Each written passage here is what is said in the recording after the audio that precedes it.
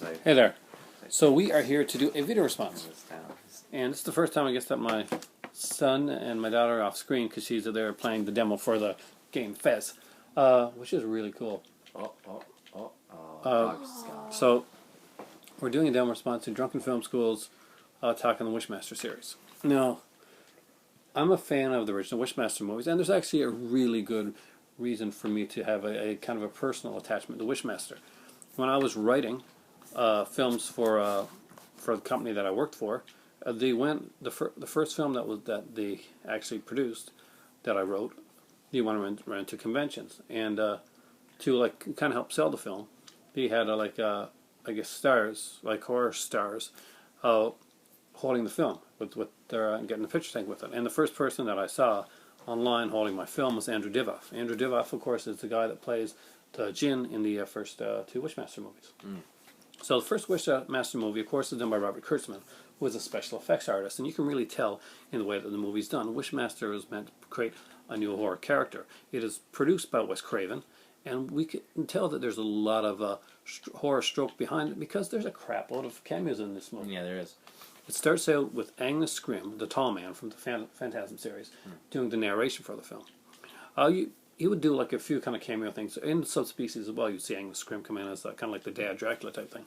Now, in this one here, we got Ted Raimi, right? Yeah, he dies like the first scene, doesn't he? Yeah. Yeah, that's the big like first scene thing. Kane Hodder. Yeah.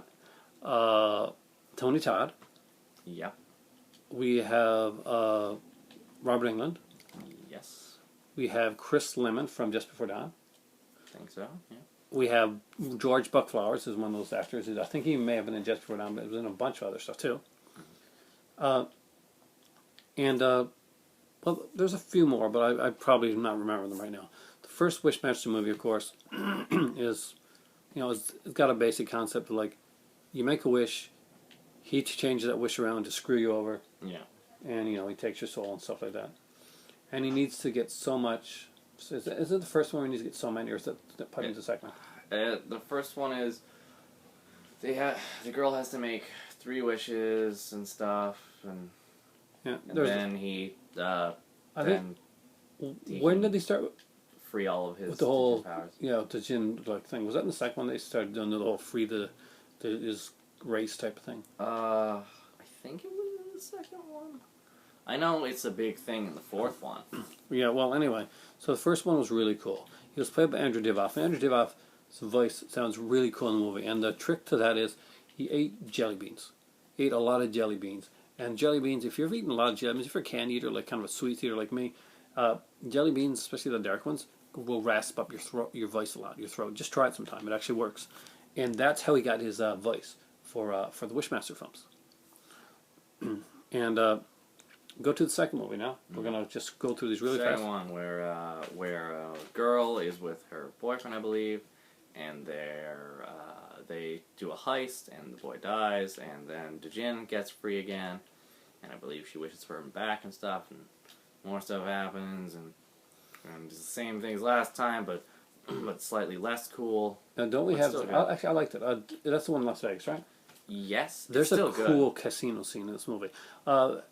Fans of shows like One Tree Hill, for instance, will notice that the boyfriend in that is the dad in One Tree Hill. Paul Johansson was also a big actor for stuff like Santa Barbara and stuff like that. It was still good at that point. It was very good. Now, here's where it gets bad. The next 2 movies were shot back to back in Manitoba, parts 3 and 4. And the third one is about.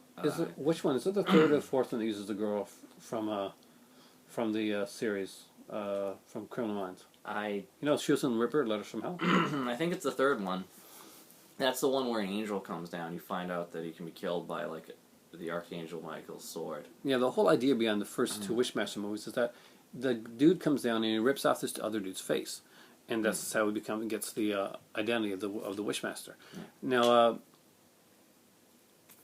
the whole thing behind that is works for the 2 movies, but then in the third one he comes down and basically this is just John Novak, who took over the role of Keith Timmons from Justin Diaz in the soap opera Santa Barbara, which was one of those cult soap operas, one that even like people that don't like soap operas would watch back in the day, kind of like Dark Shadows. And it was a really big character, and it was so sad when this guy took over. Just like it was so sad when he took over for Wishmaster. Yeah. It was not good. And the Was he fourth one both? gets even worse. Yeah, we got a guy. We have the most unlikable characters ever. Yeah. In 3 and 4, the characters are really highly unlikable. The dude in the wheelchair that just bitches and complains all the time. Yeah. The fourth one was the one that really brought into the whole, like, free the Jin thing, because the fourth one was about, he's like, oh, I've met this girl, and I'll make her do all the wishes thing, but then he falls in love with her. Yeah, and, he makes and the wishes. Jins are like, dude, stop it, we gotta get out of here. And he's like, no, I want to live with her and love her forever. And I don't understand what the problem is anymore, because he's now not a bad guy, he's just doing stuff. Yeah, and also we got the Jin here kind of like becoming a real pussy. He basically takes over this lawyer's body. Yeah. And so, like in Drunken Film School, they mentioned that it's kind of weird because you got this actor, and he's not a good actor, and he's basically just mouthing words as it's being said by John Novak, who is a marginally better actor than the guy that's playing this role of the lawyer. Yeah. And it's really, really bad. The boyfriend in this movie is a complete dick. Yeah. So He's a total dick, and to be honest, I don't remember the Jin being that bad of a guy in it. In fact, so I don't understand where the villain was coming in. I think it was the guy in the wheelchair suddenly. he was definitely a villain. Because the Jin Something bad. decided to, like, screw destroying the Earth and freeing my race. I'm just gonna be a good guy and, like, give her some wishes and stuff, and then I'm gonna fall in love and stuff. I have Bit of a non-problem. a challenge for the Drunken Film School. Oh, okay. You've come up with an idea. Yeah. Tell me, check.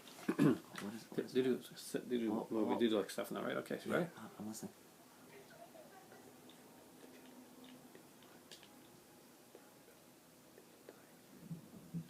You know what's funny? I was literally just thinking about that. Were you really? Yeah, no, I was like, have we done that?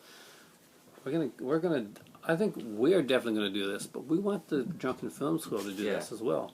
I'm always responding to your guys' videos. Logan, Nathan, here. Cass is here, and we're giving you a. Cass, come here for a second. We're going to give you a 3-person. I have to tell Cass what we're going to do. We have a challenge for the Drunken Film School. Come here, let me tell you this. They're whispering about stuff you can't hear right yet because we'll announce in like 5 seconds. Good one? Yeah. Okay, come here, guys. In Yeah. it together. Oh. So, Drunken Film School. I'm going to start, and you're going to finish. So he knows. We challenge you to watch and talk about the The Hellraiser franchise. Yes.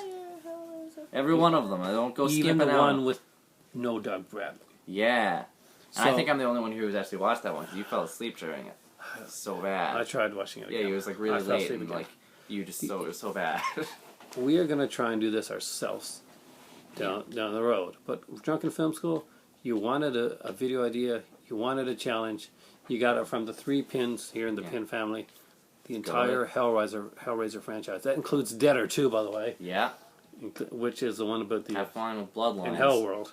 Yeah, have fun with Hell World, by the way, with that one the computer video games. Yeah. Oh god. That's our challenge for you. And for me right now, I'm going to watch my daughter and my son play some Call of Duty on the PS4.